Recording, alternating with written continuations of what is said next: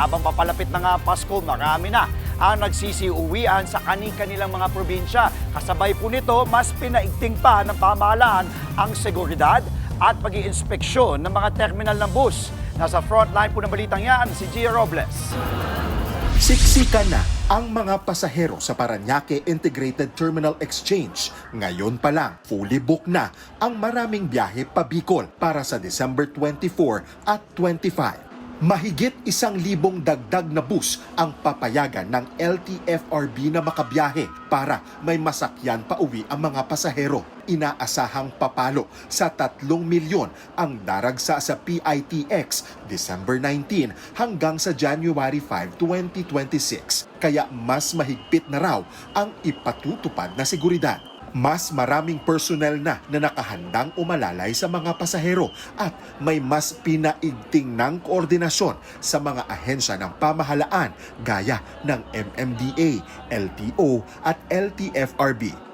Sa Cubao Terminal naman, may mga pasaherong maagang uuwi para hindi na makipagsabayan sa dagsa habang papalapit ang Pasko. Nag-inspeksyon ang mga otoridad sa terminal. Napakahalaga, lalo na po ngayong magpapasko kung saan marami tayong mananakay at mga driver na gagamit ng ating mga kalsada. So ito po ay isang paraan para masiguro na safety po ang una po nating talagang pakay dito.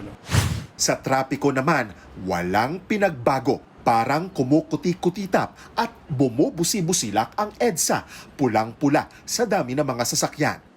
Sa mga ayaw namang matraffic, pwede kayong mag-LRT at MRT. Magiging libre ng pamasahe sa mga government employee, mga babae, LGBTQ+ community at iba pang sektor hanggang sa bisperas ng Pasko. Depende yan sa araw. Pa-Merry Christmas naman ang libreng sakay sa lahat ng pasahero sa mismong araw ng Pasko.